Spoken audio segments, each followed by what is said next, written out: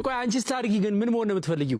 ዶክተርና መምህር ያልኩ ሁሂ ሳይሆን የቤተክርስቲያን መምህር ማለት ነው። ዶክተር ደግሞ የወደቁትን እናት አባት የሌላቸውን ያልጁትን ሰብስቤ አክማቸዋለሁ። እሰይ እግዚአብሔር ይባርክ። መምህር ብትሆኚ ምንድነው ታዲያ የምታስተምሪው? የቤተክርስቲያን መምህር ነው። የምታሳይኛለህ? አሁንማ ገና እየተማርኩ መንፈሳዊ ትምህርት የት? ከአባ ገብረ ኪዳን ነው እንጂ የምማረው እዚህ ትምህርት ቤት የሚባል ነገር የለም። ከእሳቸው ስብከት በጣም የምትወጂው እስቲ አንድ በይልኝ። ሴቶች ደግሞ እየጠረሙ አይጡ። እውነቴን ነው፣ ሞኛ እኮ ነው። አሁን ዮሐንስ አፈወርቅ ይላል ሲላክም ይላል ፀሐይ በሰማይ እንደምታበላ የሴት ጌጧ በቤት ውስጥ ለባሏ ነው ይላል። ከንቅሶና ገበያ ሴት ሸል ብሎታና አበግፋ ፎርም የሚለብሱት አይደለም እነዚያ ማለት ነው። ለምን እንደዚያ ታደርጋላችሁ? ባሎቻችሁን ጠብቃችሁ አትዙ። እኮ መጽሐፍ የተናገረውን በእውነቱ ማለት ነው። እንግዲህ ያቆለ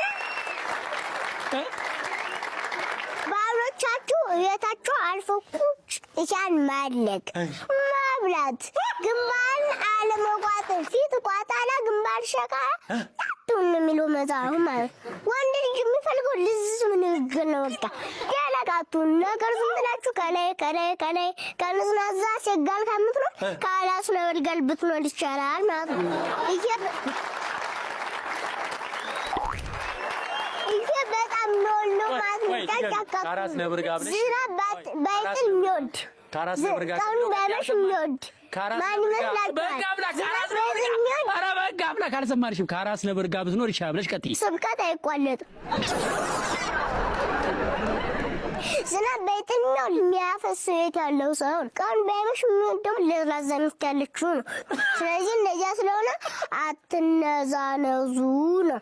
ሌላው ደግሞ ባልና ሚስት ላስና አካል ናቸው። ባል ላስ ነው፣ ሚስት ደግሞ ምንድናት? አካል ናት። ክርስቶስ የቤተክርስቲያን ምንድነው? ላስ ነው። አሁን ለአካላቱ የሚታመም ነው ላስ ነው። አሁን ያልግብኝና እጃን ጥፍል መጥምጥ ቢይዘኝ እንቅልፍ አጣለሁ። እንቅልፍ ሳጣ ምን ያመኛል? ላሴን ያመኛል አይደል? ባል ማለት የቤተሰቡን ሕማም የሚሸከም አላችሁን? አላችሁን?